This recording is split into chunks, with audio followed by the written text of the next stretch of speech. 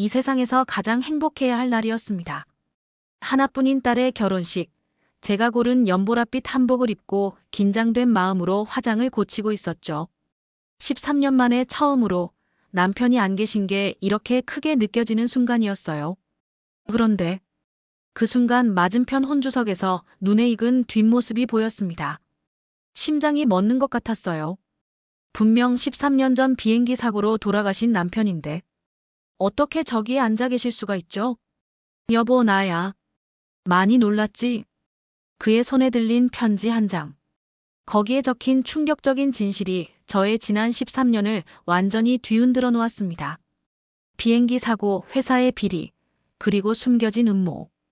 이제부터 들려드릴 이야기는 한 가족의 가슴 아픈 이별과 예상치 못한 재회, 그리고 그 뒤에 숨겨진 충격적인 비밀에 관한 이야기입니다.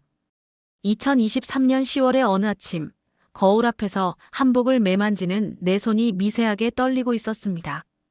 오늘은 제 하나뿐인 딸 민지의 결혼식이 있는 날입니다. 저는 이제 55이 된 홀어머니입니다. 13년 전 비행기 사고로 남편을 잃은 후 12살이었던 딸아이를 혼자 키워왔죠. 어머니, 머리 고정 핀 좀 더 꽂아드릴까요? 미용실 원장님의 목소리에 저는 깊은 생각에서 깨어났습니다. 거울 속 제 모습은 긴장감에 약간 굳어 있었네요. 오늘만큼은 환하게 웃고 싶었는데 왜인지 모를 불안감이 가슴 한켠을 짓누르는 듯 했습니다. 결혼식 준비는 순탄치 않았습니다. 신랑 측에서는 양가 부모님이 다 계시는데 우리 쪽은 혼주가 저 혼자라는 게 늘 마음에 걸렸죠. 민지는 겉으로는 아무렇지 않은 척했지만 웨딩드레스 가봉할 때 아버지 얘기가 나오자 눈시울을 붉히던 모습이 아직도 선합니다. 어머니, 이제 옷 갈아입으실 시간이에요. 코디네이터의 안내를 받으며 드레스룸으로 향했습니다. 오늘 입을 한복은 민지가 직접 골라준 연보라색 원단의 맞춤 한복입니다. 남편이 살아있었다면 참 좋아했을 색이에요. 그이는 늘 제가 보라색 옷을 입으면 예쁘다고 했었거든요. 드레스룸 한켠에는 민지의 웨딩드레스가 걸려 있었습니다. 순백의 드레스를 보며 문득 13년 전 그날이 떠올랐어요. 남편이 출장을 가던 날 공항에서 마지막으로 배웅하던 순간. 그때는 그게 정말 마지막이 될 줄은 꿈에도 몰랐습니다. 어머님, 하객분들이 조금씩 입장하시기 시작했어요. 시계를 보니 어느새 예식 시작 1시간 전. 이제 곧 민지도 메이크업을 마치고 올 시간입니다. 저는 마지막으로 거울을 보며 깊은 숨을 들이마셨어요. 오늘은 딸의 인생에서 가장 빛나는 날입니다. 슬픈 기억은 잠시 접어두고 환한 미소로 이 순간을 축복해주고 싶었습니다. 하지만 이상하게도 자꾸만 불안한 예감이 들었어요. 마치 무언가 크게 뒤바뀔 것 같은 그런 예감이었죠. 그때는 몰랐습니다. 제 인생이 이 결혼식을 기점으로 완전히 뒤바뀌게 될 거라는 것을. 2010년 3월 15일, 그날의 기억은 아직도 선명합니다. 남편은 베트남 하노이 출장을 앞두고 있었죠. 평소와 다름없는 출장이었기에 저는 그날도 늘 하던 대로 공항까지 배웅을 나갔습니다. 이번에는 일주일이면 돌아올 거야. 민지 하계회 전까지는 꼭 돌아온다고 약속했잖아. 남편은 그렇게 말하며 늘 하던 대로 제 이마에 가볍게 입을 맞추었습니다. 12살이었던 민지는 학교에 있어서 배웅을 나오지 못했죠. 아침에 아빠 꼭 하계회 오기로 약속. 이라고 말하며 아침 일찍 학교에 갔던 게 마지막 인사였습니다. 그날 저녁 TV에서 충격적인 뉴스가 흘러나왔습니다. 하노이행 비행기가 이륙 후 1시간 만에 통신이 두절되었다는 소식이었죠. 처음에는 단순한 통신 장애라고 생각했습니다. 남편과는 통화가 되지 않았지만 곧 연락이 올 거라 믿었으니까요. 하지만 시간이 지날수록 상황은 심각해졌습니다. 다음 날 아침 베트남 인근 해상에서 비행기 잔해가 발견되었다는 뉴스가 보도됐죠. 그때부터였을까요? 현실감이 사라지기 시작한 게. 마치 누군가의 이야기를 듣고 있는 것 같았어요. 어머니, 정신 차리세요. 아버지가. 민지의 울음소리에 정신이 들었습니다. 학교에서 돌아온 딸아이는 이미 뉴스를 통해 상황을 알고 있었나 봅니다. 저는 그제야 무너지듯 주저앉았습니다. 수색 작업은 일주일 넘게 계속됐지만 생존자는 발견되지 않았습니다. 시신도 거의 수습되지 못했죠. 사고 원인도 명확히 밝혀지지 않았습니다. 그저 기상 악화로 인한 추정이라는 애매한 결론만이 남았을 뿐. 장례식은 시신 없이 치러졌습니다. 남편의 회사 동료들과 친지들이 찾아와 위로를 건넸지만 그 말들은 귀에 들어오지 않았어요. 다만 민지를 위해서라도 정신을 차려야 한다는 생각뿐이었습니다. 여보, 정말 이렇게 가버리는 거예요? 민지 하게 해. 약속했잖아요. 빈 영정 앞에서 흐느끼던 그날, 제 인생은 완전히 달라졌습니다. 이제 혼자서 민지를 키워야 했고, 갑작스레 떠안게 된 생계도 책임져야 했죠. 하지만 그때는 몰랐습니다. 이 비극적인 사고가 13년 후 딸의 결혼식장에서 더 큰 충격으로 돌아올 줄은. 남편이 떠난 후 삶은 완전히 달라졌습니다. 전업주부였던 저는 갑자기 생계를 책임져야 하는 가장이 되었고 12살 민지의 엄마이자 아빠가 되어야 했죠. 보험금과 회사의 보상금이 나왔지만 그것만으로는 민지의 미래까지 책임질 수 없었습니다. 어머니, 제가 학원 안 다녀도 돼요. 그냥 도서관에서 공부할게요. 민지는 어린 나이에도 제 마음을 너무 잘 알았나 봅니다. 하지만 그런 말을 들을 때마다 더 마음이 아팠어요. 아이가 너무 일찍 어른이 되어가는 것 같아서요. 처음에는 작은 분식집을 시작했습니다. 요리하는 것을 좋아했던 취미가 이제는 생계수단이 된 거죠.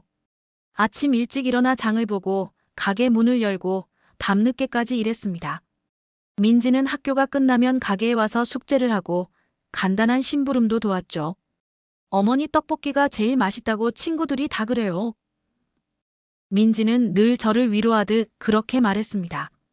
힘들 때마다 민지의 그런 말 한마디가 제게는 큰 힘이 되었어요. 하지만 쉽지 않은 시간들이었습니다. 특히 학부모 참관 수업이나 진로 상담 같은 행사가 있을 때면 민지의 눈빛이 흔들리는 걸 볼 수 있었어요. 아버지의 빈자리를 어떻게든 채워주고 싶었지만 역시 채울 수 없는 것들이 있더군요. 엄마, 나 아빠 꿈 꿨어. 가끔 밤중에 울면서 저를 찾아오던 민지.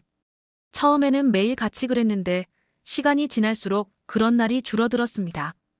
아이가 슬픔을 이겨내는 걸까? 아니면 그저 숨기는 법을 배운 걸까? 생각할 때마다 가슴이 아팠습니다. 다행히 민지는 무럭무럭 잘 자라주었습니다. 공부도 잘했고 성격도 밝았어요. 주변에서 어쩜 저렇게 씩씩하냐는 말을 들을 때면 뿌듯하면서도 미안했습니다. 너무 일찍 씩씩해져야만 했으니까요. 세월이 흘러 분식집은 조그만 한식당으로 커졌고 민지는 명문대학에 입학했습니다. 모든 것이 자리를 잡아가는 것 같았어요. 하지만 가끔 특히 민지의 중요한 순간들에는 늘 남편 생각이 났습니다. 여보, 우리 딸 봤어요? 얼마나 예쁘게 자랐는지. 그렇게 13년이 흘렀습니다. 이제는 남편 없는 삶에 적응했다고 생각했는데 그날 딸의 결혼식장에서 모든 것이 뒤바뀌게 될 줄은 꿈에도 몰랐습니다. 민지가 직장에서 현재의 신랑감을 만났다고 했을 때가 작년 봄이었습니다. 대기업 법무팀에서 일하던 민지는 같은 회사 재무팀의 김준호 씨를 소개했죠. 처음 만난 순간부터 준호 씨는 참 믿음직스러워 보였습니다. 어머님, 제가 민지 씨를 진심으로 사랑합니다. 꼭 행복하게 해주겠습니다. 준호 씨의 첫 인사는 진중했습니다. 보통 젊은이들처럼 가벼운 미소나 농담으로 시작하지 않았어요. 오히려 진지하게 마치 오래전부터 준비해온 듯한 무게감 있는 말투였죠. 특히 제 마음을 움직였던 건 준호 씨가 민지의 아버지 이야기를 꺼냈을 때였습니다. 대부분의 사람들은 그 주제를 조심스레 피해가는데 그는 달랐어요. 어머님, 장인어른께서 안 계시다는 걸 알고 있습니다. 하지만 제가 그 자리를 감히 대신할 순 없겠지만 민지 씨가 아버지의 빈자리를 덜 느끼도록 최선을 다하겠습니다. 그 말을 하는 준호 씨의 눈빛이 참 진실되어 보였습니다. 딸을 향한 마음도 느껴졌고요. 민지도 행복해 보였습니다. 연애를 시작하고 난 뒤 퇴근 후에 종종 데이트 이야기를 들려주곤 했죠. 준호 씨가 얼마나 다정하고 세심한지 또 자신의 이야기를 얼마나 잘 들어주는지. 엄마, 오빠가 있으면 마음이 참 편해요. 든든하다고 할까. 아빠 생각도 덜 나는 것 같아요. 그 말을 듣는 순간 제 마음도 편안해졌습니다. 남편이 하늘나라에서도 흐뭇해하실 것 같았거든요. 작년 겨울 준호 씨는 정식으로 민지에게 프로포즈를 했습니다. 한강공원에서 깜짝 이벤트를 준비했다더군요. 물론 저에게도 미리 허락을 구했었죠. 어머님, 제가 진심을 다해 구했습니다. 축복해 주시겠습니까? 그렇게 우리 민지의 약혼이 성사되었고 양가 상견례도 순조롭게 진행되었습니다. 준호 씨의 부모님도 무척 좋으신 분들이었어요. 특히 시어머님들 분께서 민지를 친딸처럼 아껴주시는 게 보였습니다. 우리 며느리가 얼마나 씩씩하게 자랐는지. 어머님이 정말 잘 키우셨어요. 그렇게 결혼 준비가 시작되었습니다. 모든 게 순조로웠고 행복했죠. 단지 가끔 이런 생각이 들었습니다. 남편이 살아계셨다면 얼마나 좋았을까. 딸의 약혼식에서 웃음 짓고 계셨을까. 하지만 그때까지만 해도 몰랐습니다. 제 이런 생각이 너무나도 놀라운 방식으로 현실이 될 줄은요. 결혼식 준비는 생각보다 복잡했습니다. 특히 혼주가 저 혼자라는 점 때문에 크고 작은 어려움이 많았죠. 웨딩 플래너가 예식장 좌석 배치를 의논할 때마다 눈치를 보는 게 느껴졌습니다. 혼주석은 어떻게 하면 좋을까요? 신랑 측은 양가 부모님이 다 계시니 결국 신랑 측 부모님께서 먼저 제안해 주셨습니다. 제가 양가 어머님 사이에 앉고 신랑 아버님 옆자리는 비워두기로 했죠. 하지만 그 빈자리를 보며 제 마음도 덩달아 허전해졌습니다. 어머니, 저희 웨딩 촬영할 때 아버지 사진도 같이 찍을까요? 민지가 조심스레 물었을 때 저는 한참을 대답하지 못했습니다. 남편의 영정 사진을 들고 웨딩 촬영장에 가는 게 왠지 불길한 것만 같았거든요. 결국 우리는 그 계획을 접었습니다. 웨딩 드레스를 고르는 날이었습니다. 민지가 순백의 드레스를 입고 나왔을 때 순간 눈물이 났습니다. 남편이 살아계셨다면 얼마나 자랑스러워 하셨을까. 딸의 팔을 잡고 버질로드를 걸었다면 얼마나 행복해 하셨을까. 어머니, 울지 마세요. 저도 울고 싶어져요. 민지도 눈가가 붉어졌습니다. 하지만 이내 밝게 웃으며 말했죠. 아버지가 하늘에서 보고 계실 거예요. 분명 제일 예쁘다고 하실 것 같아요. 청첩장을 고르는 일도 마음이 무거웠습니다. 신랑 김준호 신부 이민지의 부모님 명단에 신부 측은 제 이름만 들어가야 했으니까요. 청첩장 문구를 검토하면서 자꾸만 목이 메었습니다. 결혼식 일주일 전 갑자기 이상한 일이 일어났습니다. 웨딩홀에서 전화가 왔는데 누군가 혼주석 자리 배치에 대해 문의했다는 거예요. 신랑 측도 아니고 저도 아닌데 말이죠. 혹시 신부 아버님 쪽 친척분이신가요? 웨딩홀 측에서 물었지만 저는 대답할 수 없었습니다. 남편의 가족들은 모두 사고 소식을 들었고 장례식에도 참석했었으니까요. 그때부터였을까요? 자꾸만 불안한 예감이 들기 시작했습니다. 밤에는 이상한 꿈을 꾸기도 했어요. 남편이 웨딩홀 어딘가에 서 있는 꿈이었죠. 하지만 그건 분명 제 그리움이 만들어낸 환상일 뿐이라고 생각했습니다. 결혼식 전날 밤, 민지가 제 방으로 찾아왔습니다. 엄마, 내일 아빠가 계셨으면 좋았을 텐데. 그쵸? 그 말에 대답하지 못하고 딸을 꼭 안아주었습니다. 그때까지만 해도 저는 몰랐습니다. 다음 날 우리가 얼마나 큰 충격을 맞이하게 될지. 결혼식 당일 아침 예식장은 분주했습니다. 하객들이 하나둘 도착하기 시작했고 저는 신부 대기실 근처에서 오가는 사람들에게 인사를 건네고 있었죠. 그때였습니다. 복도 끝에서 낯익은 뒷모습이 스쳐 지나가는 것을 보았습니다. 여보. 순간 목소리가 떨렸습니다. 그 뒷모습은 너무나도 남편과 닮아 있었거든요. 같은 키에 같은 체형, 심지어 걸음걸이까지. 하지만 그럴 리가 없다고 스스로를 다잡았습니다. 13년 전 비행기 사고로 돌아가신 분인데 어떻게 여기 있을 수 있겠어요? 어머님, 식이 곧 시작됩니다. 혼주석으로 이동하시죠. 웨딩 플래너의 안내를 받아 자리로 향하는 동안에도 방금 본 그 뒷모습이 자꾸 눈앞에 아른거렸습니다. 분명 착각일 텐데. 왜 이렇게 마음이 불안한 걸까요? 예식장에 들어서자 웨딩 마치가 울리기 시작했습니다. 하지만 저는 집중할 수가 없었어요. 자꾸만 주변을 둘러보게 되었거든요. 그러다 문득 맞은편 혼주석을 보았을 때 심장이 멎는 것 같았습니다. 거기 신랑 측 부모님 옆에 누군가가 앉아 있었어요. 처음에는 친척분이신가 했는데 그분이 고개를 돌리는 순간 저는 숨을 쉴 수가 없었습니다. 이럴 수가. 분명 남편이었습니다. 13년 전 그대로의 모습은 아니었지만 틀림없이 제 남편이었어요. 머리가 희끗희끗해졌고 주름도 늘었지만 그 눈매와 콧날은 절대 착각할 수 없었습니다. 다리에 힘이 풀려 쓰러질 것만 같았습니다. 옆자리에 계신 신랑 어머님께서 제 손을 잡아주셨어요. 괜찮으세요? 얼굴이 너무 하얗게 되셨는데. 대답하고 싶었지만 목소리가 나오지 않았습니다. 이건 꿈일까요? 아니면 제가 미쳐가는 걸까요? 하필 딸의 결혼식 날 이런 환각을 보다니. 하지만 환각이라고 하기에는 너무나도 선명했습니다. 그분은 분명 저를 바라보고 있었고 그 눈빛은 13년 전 공항에서 마지막으로 보았던 그 눈빛 그대로였어요. 어머님, 신부 입장입니다. 웨딩 플래너의 말소리가 아득하게 들려왔습니다. 버진로드 끝에서 민지가 입장하기 시작했지만 저는 딸의 모습조차 제대로 볼 수 없었어요. 자꾸만 시야가 흐려졌고 귓가에서는 심장 소리만이 크게 울렸습니다. 여보, 정말 당신인가요? 하지만 어떻게? 그렇게 의문으로 가득 찬 채 딸의 결혼식은 시작되었습니다. 결혼식이 진행되는 내내 저는 정신이 혼미했습니다. 주례사가 무슨 말을 하는지 하객들의 축하 박수 소리가 언제 울렸는지도 모르겠어요. 그저 맞은편 혼주석에 앉아있는 그 사람의 모습만이 제 눈에 들어왔습니다. 신랑 신부 성혼 서약을 하겠습니다. 주례의 말씀이 들리자 그제야 정신을 차리려 애썼습니다. 지금은 민지의 순간이니까요. 하지만 민지가 네, 맹세합니다라고 말할 때 저도 모르게 맞은편을 다시 바라보고 말았죠. 그때였습니다. 우리의 시선이 정면으로 마주쳤어요. 그 순간 13년 전의 기억이 홍수처럼 밀려왔습니다.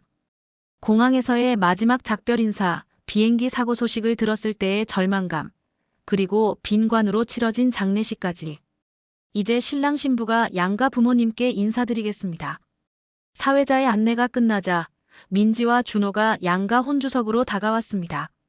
먼저 신랑 측 부모님께 인사를 드리는 동안 제 심장은 거의 터질 것 같았어요.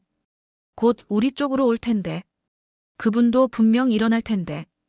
어머니, 아버님께 인사드리겠습니다. 민지의 말에 저는 숨을 멈췄습니다. 그리고 그 순간 맞은편에서 그분이 자리에서 일어났어요. 민지는 영문도 모른 채 그분을 향해 고개 숙여 절을 하고 있었습니다. 우리 딸, 정말 예쁘구나. 떨리는 목소리였지만 분명 그분의 음성이었습니다. 13년 동안 잊지 못했던 그 목소리. 민지가 얼굴을 들었을 때 모든 것이 멈춘 것만 같았어요. 아버지. 민지의 얼굴이 순식간에 하얗게 변했습니다. 준호는 상황을 이해하지 못한 채 당황한 표정으로 주변을 둘러보았고 하객들 사이에서는 작은 동요가 일어났어요. 민지야, 아빠다. 그분의 눈에서 눈물이 흘렀습니다. 떨리는 손을 뻗어 민지의 얼굴을 만지려 했지만 민지는 본능적으로 뒤로 물러섰어요. 이럴 순 없어요. 아버지는 돌아가셨잖아요. 민지의 목소리가 떨렸습니다. 웨딩드레스 자락을 부여잡은 그녀의 손이 하얗게 질려 있었어요. 저는 그저 그 자리에 얼어붙은 채 말도 하지 못하고 서 있었습니다. 식장 안은 순식간에 혼란스러워졌습니다. 누군가 신부님이 쓰러지신다. 라고 외쳤고 준호가 재빨리 민지를 부축했어요. 그리고 그 순간 그분이 제게 다가왔습니다. 미영아, 설명할 시간을 줘. 결혼식은 급히 마무리되었습니다. 민지는 준호의 부축을 받으며 신부 대기실로 이동했고 하객들은 혼란스러운 표정으로 피로 현장으로 안내되었죠. 저는 그 자리에 그대로 앉아 있었습니다. 일어설 힘조차 없었으니까요. 이 편지를 읽어주세요. 남편. 아니, 그분은 떨리는 손으로 봉투 하나를 건네고는 자리를 피해 주었습니다. 봉투에는 낯익은 필체로 미영에게라고 적혀 있었습니다. 분명 남편의 글씨체였어요. 편지를 펼치자 희미한 커피 얼룩이 눈에 띄었습니다. 마치 오랫동안 품어온 듯한 구겨진 흔적도 있었고요. 떨리는 손으로 편지를 펼쳤습니다. 사랑하는 미영에게 먼저 용서를 구합니다. 13년이라는 긴 시간 동안 당신과 민지에게 이런 고통을 안겨준 것, 그리고 하필 민지의 결혼식 날 이렇게 나타난 것까지. 그날 나는 그 비행기에 타지 않았어요. 타지 못했다고 해야 할까요? 출발 직전 한 통의 전화를 받았거든요. 당신이 비행기에 탑승하면 가족들은 살아남지 못할 것이라는 협박이었습니다. 처음에는 허위 협박이라 생각했어요. 하지만 발신자가 보내온 사진들, 당신과 민지의 일상을 몰래 찍은 사진들을 보고 나서는 차마 위험을 감수할 수 없었습니다. 그들이 원한 건 제가 조사하고 있던 회사의 비리 자료였어요. 15년간의 분식 회계와 횡령 증거가 담긴 자료. 제가 검찰에 넘기려 했던 그 자료를 포기하는 대신 가족의 안전을 선택했습니다. 하지만 그걸로는 부족했나 봅니다. 그들은 제가 완전히 사라질 것을 요구했어요. 비행기 사고는 이미 계획되어 있었고 저는 그저 그들의 계획에 들어맞는 실종자 중 한 명이 된 거죠. 이후 13년간 저는 도쿄의 작은 마을에서 살았습니다. 가족을 그리워하면서도 당신들의 안전을 위해 연락조차 할 수 없었어요. 하지만 몰래 소식은 전해 들었습니다. 당신이 식당을 열었다는 것, 민지가 대학에 합격했다는 것, 그리고 이번에 결혼한다는 것까지. 이제야 이렇게 나타난 건 그들이 모두 검찰에 체포되었기 때문입니다. 제가 숨겨둔 증거를 다른 경로로 검찰에 전달했고 마침내 그들의 범죄가 밝혀졌어요. 미영아, 이런 나를 용서할 수 있을까요? 당신과 민지에게 평생 갚을 수 없는 빚을 졌다는 걸 알고 있습니다. 하지만 편지는 여기서 끝이 났습니다. 마지막 페이지에는 눈물 자국으로 보이는 얼룩이 져 있었어요. 저는 편지를 끌어안은 채 참았던 눈물을 터뜨리고 말았습니다. 편지를 읽고 나니 13년 전 비행기 사고를 둘러싼 모든 의문들이 하나둘 떠올랐습니다. 당시 미궁에 빠졌던 사고의 퍼즐 조각들이 이제야 맞춰지기 시작한 것이죠. 사고 당시 이상했던 점들이 많았습니다. 먼저 블랙박스가 끝내 발견되지 않았어요. 해저 수색을 했다고 하지만 결과는 늘 실패였죠. 그리고 사고 원인도 기상 악화라는 애매한 결론으로 마무리되었습니다. 그때 뉴스에서도 의문점이 많다고 했었잖아. 기억을 더듬어 보니 남편의 회사 동료들의 수상한 행동들도 떠올랐습니다. 장례식 때 몇몇 동료들은 제 눈을 똑바로 보지 못했어요. 마치 무언가 알고 있지만 말하지 못하는 듯한 그런 표정이었죠. 특히 남편의 직속 상사였던 박 부장은 이상한 말을 했었습니다. 사모님, 때로는 모르는 게 약일 때도 있습니다. 앞으로는 민지만 생각하세요. 당시에는 그저 위로의 말로 받아들였는데 이제 보니 전혀 다른 의미였던 거죠. 그들도 진실을 알고 있었던 걸까요? 손이 떨리는 걸 진정시키며 휴대폰을 켰습니다. 13년 전 비행기 사고를 검색해보니 관련 기사들이 쏟아져 나왔어요. 추모 13주기, 아직도 풀리지 않는 하노이행 비행기 사고의 미스터리. 사고 기간의 수색 중단. 유가족들 의혹 투성이 주장. 당시 기상상태 양호. 기상 악화설 설득력 1호. 기사들을 읽어내려가며 옛 기억이 하나둘 떠올랐습니다. 사고 직후 보험금이 이례적으로 빨리 지급되었던 것, 회사에서 보상금을 서둘러 처리하려 했던 것. 모든 게 이제야 이해가 됐어요.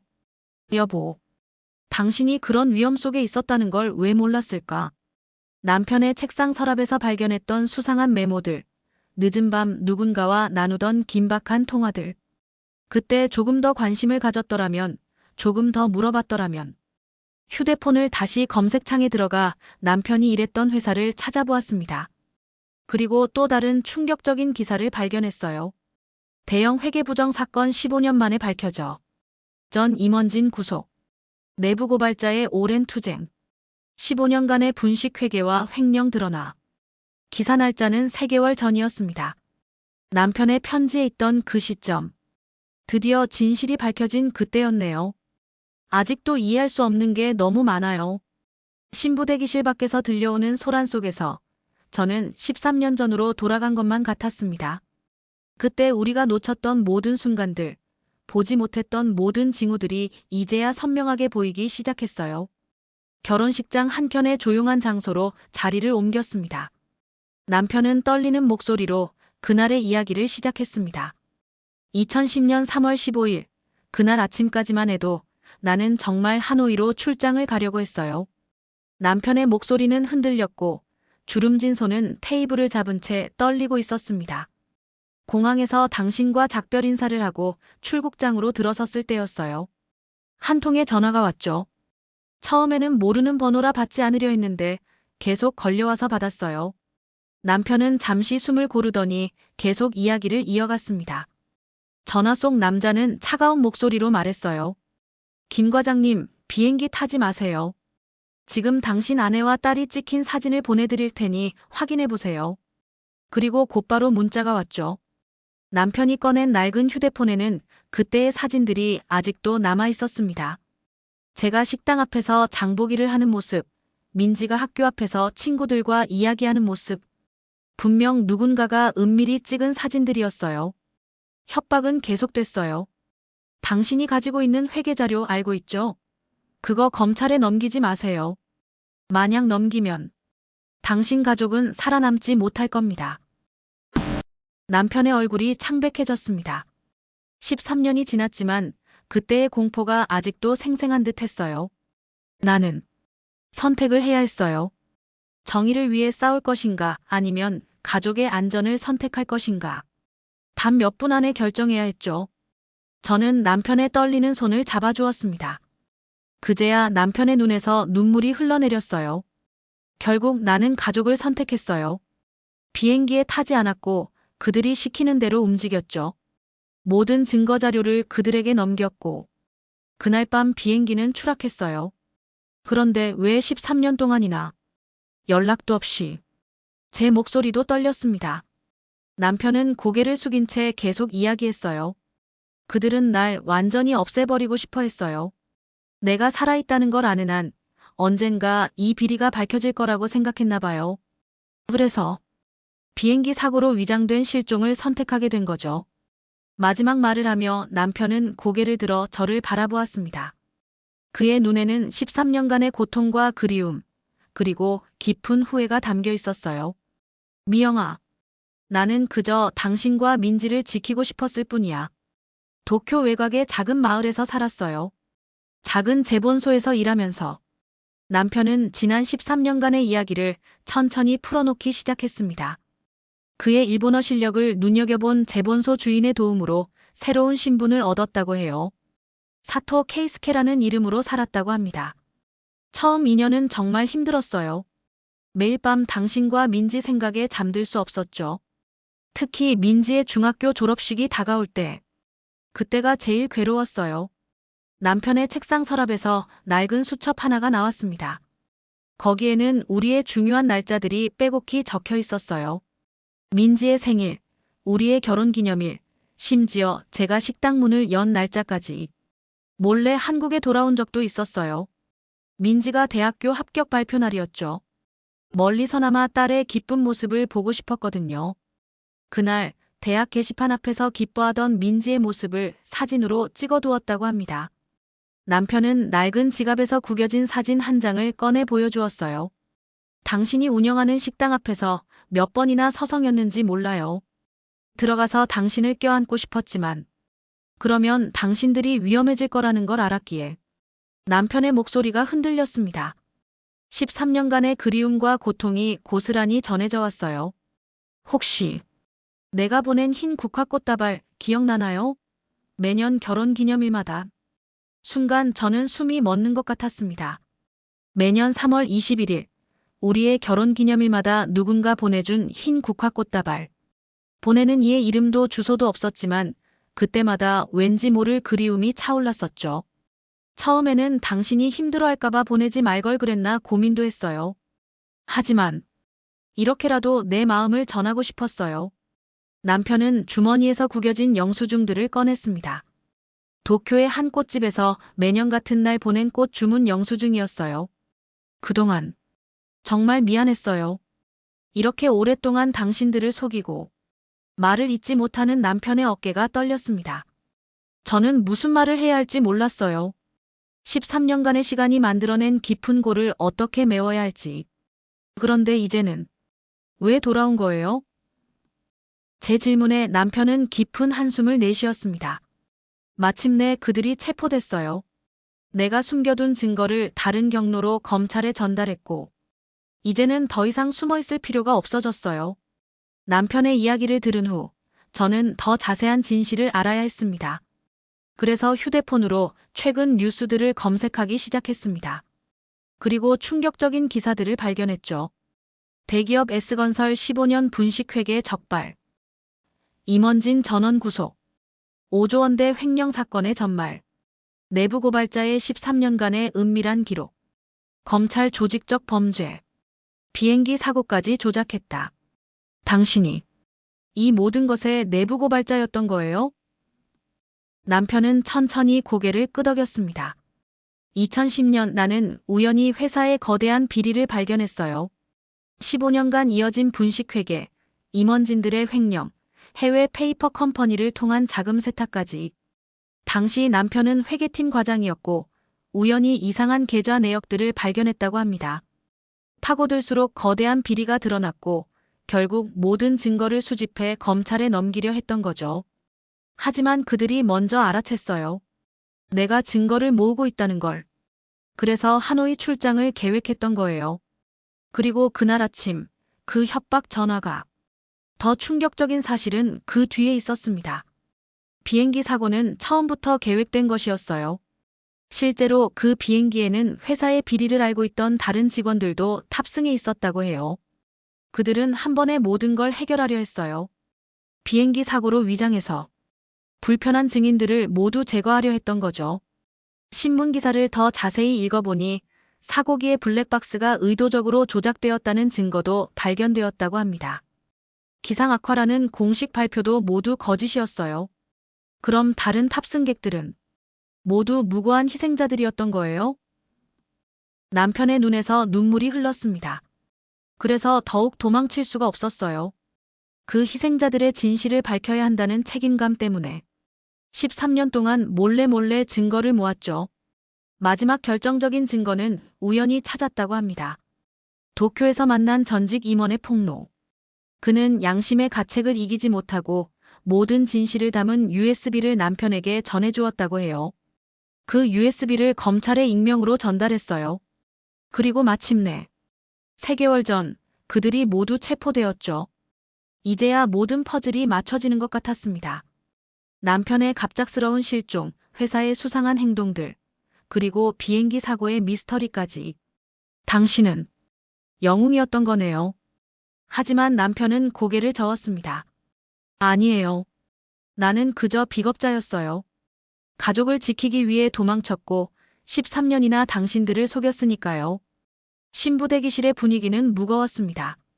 민지는 소파에 앉아 아무 말도 하지 못한 채 떨고 있었고 준호는 그런 민지의 어깨를 감싸 안은 채 걱정스러운 눈빛으로 바라보고 있었죠. 아버님, 정말 살아계셨던 거예요? 준호가 조심스럽게 입을 열었습니다. 남편은 고개를 끄덕이며 민지에게 다가가려 했지만 민지는 본능적으로 몸을 움츠렸어요. 나가지 마세요. 지금은 제가 아버지를 받아들일 준비가 안 되어 있어요. 민지의 목소리는 떨렸고 눈가에는 눈물이 고여 있었습니다. 13년 동안 아버지의 부재를 받아들이고 살아온 아이에게 갑작스러운 재회는 너무나 큰 충격이었을 거예요. 이모, 큰일 났어요. 삼촌들이. 민지의 사촌 동생이 급하게 들어왔습니다. 피로 연장에서는 친지들 사이에 큰 소동이 벌어지고 있었나 봅니다. 남편의 형제들, 특히 큰형님이 격분하셨다고 해요. 동생이 살아있었다는 게 말이 되나? 우리 어머니가 아들 잃은 슬픔에 돌아가실 때까지 한마디 말도 없었다니. 시어머님은 남편이 사고로 돌아가시고 3년 후에 돌아가셨습니다. 끝까지 아들의 이름을 부르시며 그 이야기를 들은 남편의 얼굴이 핏기를 잃었어요. 어머니가 돌아가셨다고요? 남편은 그 사실도 모르고 있었나 봅니다. 갑자기 그의 어깨가 떨리기 시작했어요. 친정 쪽 친척들의 반응도 다양했습니다. 어떤 분들은 기적이다 라며 기뻐하셨지만 또 다른 분들은 어떻게 이럴 수가 있느냐며 분노하셨죠. 이건 민지의 결혼식이에요. 제발 소라는. 제가 간신히 입을 열었지만 이미 늦었습니다. 피로 연장의 분위기는 완전히 얼어붙었고 하객들은 어찌할 바를 모른 채 서로 수군거리고 있었어요. 아빠, 왜 하필 오늘이었어요? 제 결혼식 날 이렇게. 민지가 마침내 울음을 터뜨렸습니다. 준호는 당황한 기색이 역력했지만 묵묵히 민지를 안아주었어요. 죄송해. 정말 죄송해. 남편은 그저 그 말만 반복할 뿐이었습니다. 모든 것이 뒤죽박죽이 되어버린 이 상황에서 우리 가족은 어떻게 해야 할지 갈피를 잡지 못하고 있었어요. 그때 준호가 조용히 말했습니다. 일단 피로연은 취소하는 게 좋겠습니다. 하객분들께 죄송하지만 지금은 가족들의 시간이 필요할 것 같아요. 그의 말에 모두가 동의했습니다. 하지만 이제 진짜 문제는 시작일 뿐이었죠. 13년이라는 시간의 무게를 어떻게 받아들여야 할지. 결혼식장을 빠져나와 집으로 돌아오는 차 안에서 저는 창밖만 바라보았습니다. 13년 전 그날처럼 봄비가 내리고 있었어요. 그때도 이렇게 차창에 빗방울이 맺혔었지. 어머니, 들어가세요. 준호가 차 문을 열어주었습니다. 민지는 이미 자기 방에 들어가 문을 걸어 잠근 상태였고 남편은 아니, 그 사람은 거실 소파에 앉아 초조한 듯 손을 비비고 있었어요. 커피라도 끓여올까요? 준호의 배려 깊은 제안에 고개를 저었습니다. 지금은 그 어떤 것도 제 마음을 달랠 수 없을 것 같았으니까요. 당신이 정말 우리 남편이 맞나요? 떨리는 목소리로 물었습니다. 13년 만에 처음으로 그와 단둘이 마주 앉은 자리였어요. 그래요, 미영아. 나예요. 그의 목소리는 분명 남편의 것이었습니다. 하지만 동시에 너무나 낯설었어요. 13년이라는 세월이 만들어낸 간극이 우리 사이를 가로막고 있었습니다. 알고 있었어요? 내가 얼마나 힘들었는지, 민지가 얼마나 아버지를 그리워했는지. 목소리가 점점 높아졌습니다. 13년간 참아왔던 감정들이 물밀듯이 쏟아져 나왔어요. 당신이 없는 동안 나는 매일 밤 악몽을 꿨어요. 비행기가 추락하는 순간을 상상하며 당신의 마지막 순간이 얼마나 고통스러웠을지 생각하며 눈물이 멈추지 않았습니다. 민지가 중학교 졸업할 때, 고등학교 입학할 때, 대학교 합격했을 때 매 순간마다 아버지가 계셨다면 얼마나 좋았을까 하며 울던 우리 딸을 어떻게 위로해야 할지 몰라 나도 같이 울었어요. 남편은 고개를 숙인 채 말없이 제 이야기를 들었습니다. 당신을 미워해야 하는데, 미워하고 싶은데, 말끝이 흐려졌습니다. 미움과 그리움, 원망과 안도감이 뒤섞여 제 마음을 헤집어 놓았어요. 그런데 왜 이렇게 심장이 아픈 걸까요? 당신을 다시 잃을까봐 두려운 걸까요? 결국 저는 흐느끼며 주저앉고 말았습니다. 남편이 다가와 조심스레 어깨를 감싸 안았지만 저는 그를 밀어냈어요. 시간이 필요해요. 당신을 이해하고 용서하기까지. 우리 모두에게 시간이 필요할 것 같아요. 창밖의 봄비는 계속해서 내리고 있었습니다. 마치 13년 전 그날처럼. 하지만 이번에는 모든 것이 달라져 있었어요. 남편의 귀환은 예상치 못한 여러 가지 현실적인 문제들을 불러왔습니다. 가장 먼저 직면한 것은 법적 문제였어요. 사망 신고가 되어 있는 사람이 살아 돌아왔을 때의 절차가 있다고 합니다. 준호가 변호사 지인에게 문의해본 결과를 전해주었습니다. 재생존 확인 신고, 호적 정정, 각종 서류 갱신. 해야 할 일들이 산더미처럼 쌓여 있었죠. 보험금은 어떡하지? 13년 전 받았던 생명보험금과 회사의 보상금도 문제였습니다. 모두 반환해야 할 텐데 그동안 생활하면서 대부분 써버렸으니까요. 그건 제가 해결하겠습니다. 남편이 말했지만 또 다른 문제가 있었습니다. 바로 재산 문제였어요.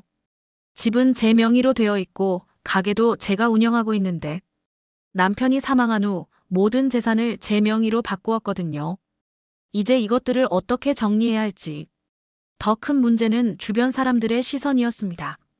이웃들과 단골 손님들이 수군거리기 시작했고 가게 매출도 급격히 줄어들었어요. 죽었다던 남편이 살아 돌아왔다며 13년 동안 거짓말을 한 거 아니야? 뭔가 수상한데. 이런 말들이 들려올 때마다 가슴이 아팠습니다. 민지의 직장에서도 문제가 생겼습니다. 결혼식 당일에 소동이 소문이 나면서 회사에서 곱지 않은 시선을 보낸다고 해요. 오늘도 상사가 아버지 이야기를 묻더라고요. 계속 이러다가는 제가 회사를 그만둬야 할 것 같아요. 민지의 힘없는 목소리가 저를 더욱 괴롭게 했습니다. 준호의 부모님도 난처한 입장이 되었죠. 갑자기 사위에 죽었던 아버지가 나타난 상황을 어떻게 받아들여야 할지 모르겠다고 하셨어요. 어머님, 아버님께서 민지와의 혼인을 다시 생각해보고 싶다고 하세요. 준호가 조심스럽게 전한 말에 민지는 또다시 울음을 터뜨렸습니다. 남편은 이 모든 상황을 지켜보며 괴로워했습니다. 내가 돌아오지 말았어야 했나. 그의 중얼거림을 들으며 저는 깊은 한숨을 내쉬었습니다. 이제 우리는 어떻게 해야 할까요? 13년 전의 삶으로 돌아갈 수도 없고 그렇다고 지금의 삶을 포기할 수도 없는 이 상황에서 저희 가족은 결정을 내려야만 했습니다.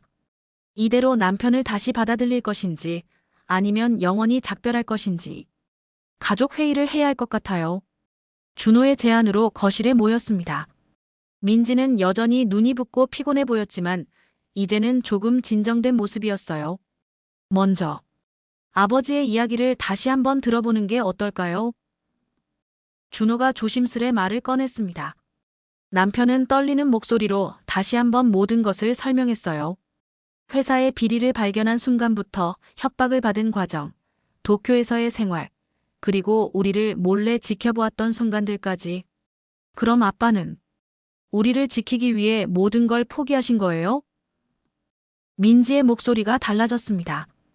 여전히 혼란스러워하면서도 조금씩 이해하려 노력하는 것 같았어요. 하지만 왜 이제야 돌아오신 거예요? 증거만 넘기시고 계속 숨어 계실 수도 있었잖아요. 더는 도망칠 수 없었어. 내 결혼식만큼은 아버지로서 지켜보고 싶었단다. 남편의 눈에서 눈물이 흘렀습니다. 저는 마음 한켠이 복잡했습니다. 남편의 선택이 이해되면서도 13년이라는 시간을 쉽게 용서할 수는 없었거든요. 어머니는 어떻게 생각하세요? 민지가 제게 물었습니다. 모두의 시선이 저에게 쏠렸어요. 나는 당신이 미워요. 하지만 동시에 이렇게라도 살아있다는 게 고맙기도 해요. 떨리는 목소리로 말했습니다. 우리가 힘들었던 만큼 당신도 힘들었다는 걸 알아요. 하지만 쉽게 용서하고 받아들일 수는 없어요. 시간이 필요해요. 우리 모두에게. 준호가 조심스레 의견을 냈습니다. 처음부터 다시 시작하는 건 어떨까요? 천천히 한 걸음씩. 민지도 고개를 끄덕였습니다. 아빠, 저도 시간이 필요해요. 하지만 완전히 관계를 끊고 싶지는 않아요. 남편의 눈빛이 희망으로 빛났습니다. 그럼 일단은 별거하면서 조금씩 만나보는 건 어떨까요? 준호의 제안에 모두가 동의했습니다. 급하게 모든 것을 결정할 필요는 없었어요. 천천히 서로를 이해하고 용서하는 시간을 가지기로 했습니다. 앞으로 힘든 시간이 될 거예요. 하지만 우리 가족, 다시 한번 시작해보죠. 제 말에 모두가 조용히 고개를 끄덕였습니다. 이것이 최선의 선택인지는 아직 알 수 없지만 적어도 우리는 서로에게 기회를 주기로 했습니다. 그로부터 6개월이 지났습니다. 남편은 근처 원룸에서 혼자 지내고 있고 주말마다 우리 가족은 조심스레 만남을 이어가고 있어요. 아버님, 이번 주말에는 등산 가실까요? 준호는 의외로 빨리 남편을 받아들였습니다. 오히려 적극적으로 관계 회복을 위해 노력하는 모습을 보여주었죠. 민지는 여전히 복잡한 감정을 안고 있지만 조금씩 아버지와의 대화를 시도하고 있어요. 지난 주말에는 처음으로 둘이서 점심을 먹었다고 합니다. 아빠가 그동안 매년 제 생일마다 편지를 써오셨대요. 보내지는 못했지만 민지의 눈시울이 붉어졌습니다. 서랍 가득 쌓인 편지들을 보았다고 해요. 13년간의 그리움과 미안함이 고스란히 담긴 편지들. 법적인 문제들도 하나둘 해결되어 가고 있습니다. 보험금은 분할 상환하기로 했고 호적도 정정되었어요. 하지만 아직도 많은 의문들이 남아 있습니다. 그들이 정말로 모두 체포된 걸까? 다른 공범은 없었을까? 왜 하필 그 비행기였을까? 특히 비행기 사고와 관련된 의혹들은 여전히 풀리지 않고 있어요. 검찰 수사는 계속되고 있지만 13년이라는 시간이 많은 증거들을 지워버렸나 봅니다. 우리 가게는 다시 예전처럼 손님들로 북적이기 시작했어요. 시간이 지나면서 사람들의 시선도 조금씩 누그러들었습니다. 사장님, 남편분이 살아계셨다니 정말 다행이에요. 참 드라마 같은 이야기네요. 이제는 그런 이야기를 들어도 마음이 덜 아파요. 남편은 요즘 자신의 경험을 책으로 쓰고 있다고 합니다. 기업 비리와 싸운 13년간의 기록. 언젠가는 세상에 알려야 할 이야기라고 하네요. 미영아, 우리 다시 시작할 수 있을까? 어제 저녁 남편이 조심스레 물었습니다. 저는 잠시 생각에 잠겼다가 대답했어요. 천천히. 아주 천천히 가요. 우리에겐 아직 많은 시간이 있으니까요. 봄비가 내리는 창밖을 바라보며 저는 생각했습니다. 13년 전 그날의 비와 달리 오늘의 비는 새로운 시작을 알리는 것 같다고. 아직 모든 것이 완벽하지는 않습니다. 풀어야 할 의문도 치유해야 할 상처도 많이 남아 있어요. 하지만 우리 가족은 천천히 한 걸음씩 나아가고 있습니다. 이제 우리의 새로운 이야기가 시작되려나 봅니다.